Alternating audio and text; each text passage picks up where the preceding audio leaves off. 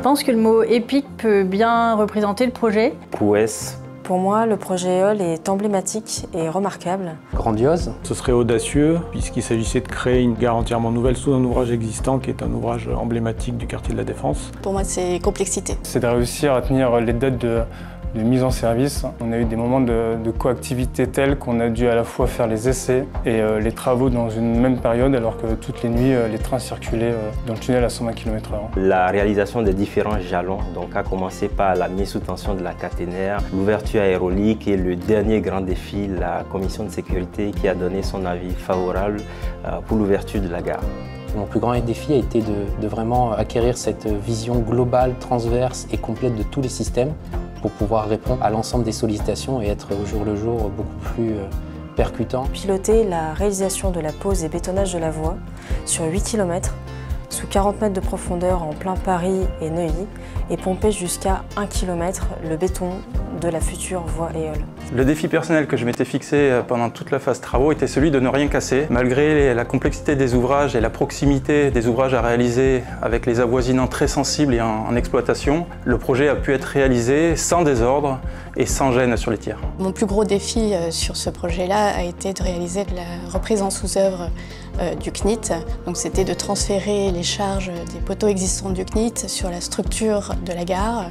Et aujourd'hui, on peut être fier d'avoir fait cette reprise en sous-œuvre sans avoir généré de désordre sur les existants et sur le CNIT. Je pense qu'un des grands moments du projet a été lorsqu'on a reçu l'avis favorable à la commission de sécurité. Les levées de points d'arrêt que je faisais en plein Paris à 6 h du matin, quand Paris se réveillait et qu'une centaine de personnes étaient en train de se mobiliser pour commencer à bétonner à l'heure dite et garantir nos cadences de réalisation. Pendant les 7 ans de travaux, d'avoir fait une gare sous un bâtiment qui est en exploitation sans que quasiment personne ne s'aperçoive qu'il y avait des travaux de cette ampleur dans le secteur de la Défense.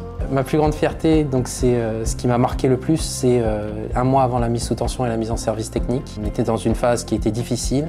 Et finalement, on a réussi en se mettant tous la main dans la main, en avançant tous ensemble. Ma plus grande fierté à la fin du chantier, c'était de voir les usagers emprunter le RER E et descendre à la gare de Nanterre, là où tout a commencé il y a une dizaine d'années. Ma plus grande fierté, c'est d'être allé au bout de l'aventure. Le 6 mai dernier, aux environs de 10 h, on était un certain nombre d'acteurs sur les quais, donc maîtrise d'ouvrage, entreprise, maîtrise d'œuvre, à assister à l'arrivée en gare du tout premier train, donc qui est arrivé à la gare de la Défense vers 10 h.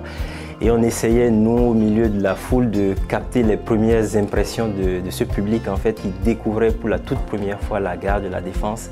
En fait, ce qu'on a remarqué, c'est que les gens s'arrêtaient, regardaient le plafond de la cathédrale et souriaient. Et c'est ça qui fait notre plus grande fierté. À titre personnel, je retiendrai l'aventure humaine que le projet aura représentée pour moi tout au long des 10 ans de projet au sein de l'équipe de maîtrise d'œuvre, mais aussi avec les équipes de l'entreprise et de la maîtrise d'ouvrage, avec qui cela a toujours été possible de mobiliser tous les efforts dans le sens du projet.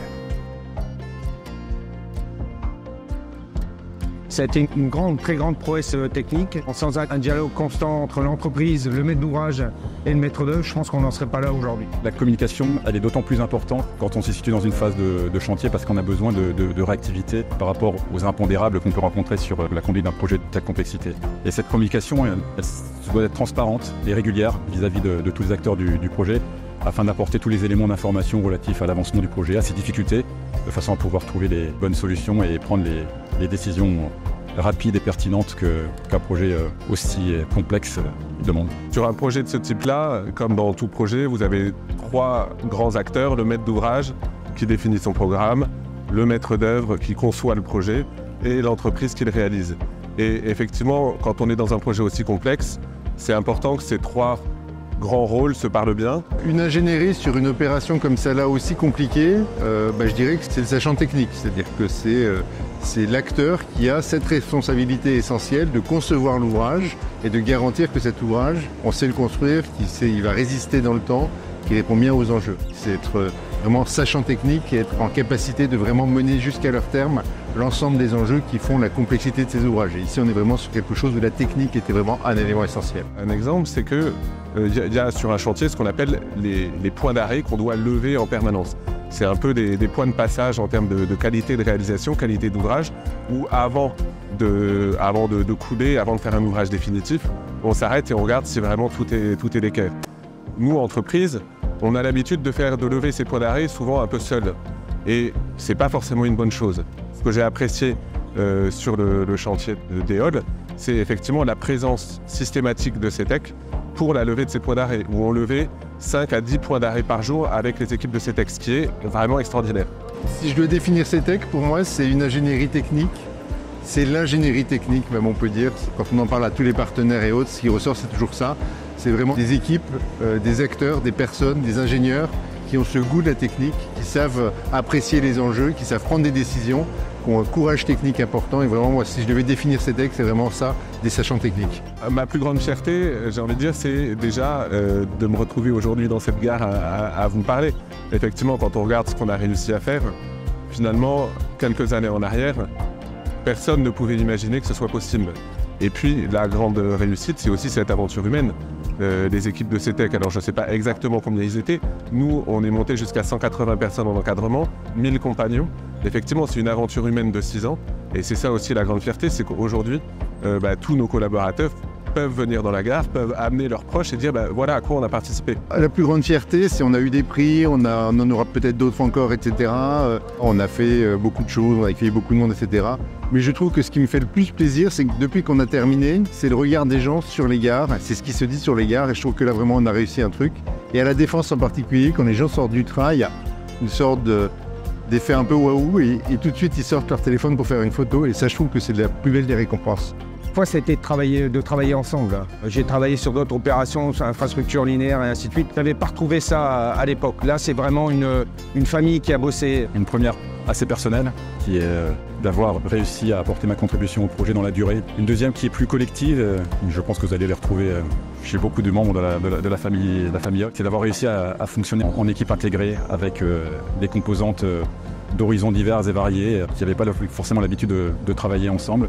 C'est d'ailleurs assez flagrant si vous avez l'occasion de comparer les perspectives qu'on avait pu intégrer dans le permis de construire de la gare en 2015, donc avant les premiers coups de pioche, la ressemblance entre ces perspectives de synthèse et la réalité d'aujourd'hui est flagrante. Et je pense que l'architecte Jean-Marie Dutuel doit être assez fier de cette réussite.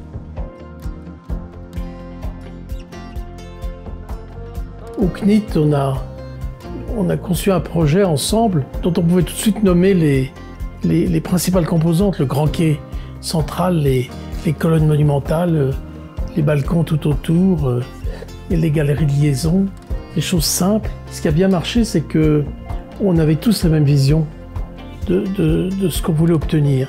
Et chacun vivait déjà l'espace. Je pense que c'est ça le secret, c'est qu'il faut que le projet soit suffisamment simple et puissant pour que tout le monde puisse se l'approprier. J'ai souvent travaillé avec CETEC par le passé, y compris sur les gares d'Éole du centre de Paris.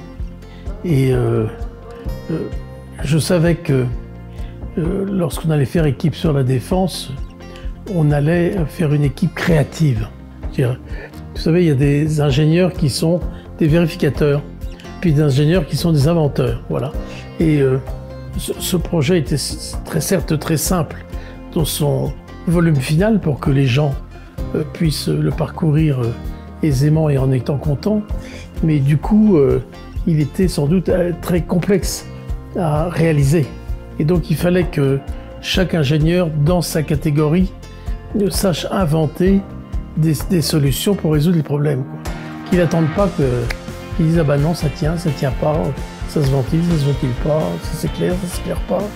Non, chacun a une part de création. Je pense que c'est ça qui caractérise CETEC depuis que je connais ce bureau d'études et qu'on a le plaisir de travailler ensemble. Je suis passé encore récemment à cette station de la Défense et c'est vrai que c'est assez émouvant de voir les gens poser le pied sur le quai, regarder en l'air et faire « Oh !» voilà, et prendre une photo. C'est assez étonnant et on se dit que voilà, on a réussi tous ensemble à les rendre heureux. Voilà. Donc je pense que c'est ça le sujet de ces grandes gares.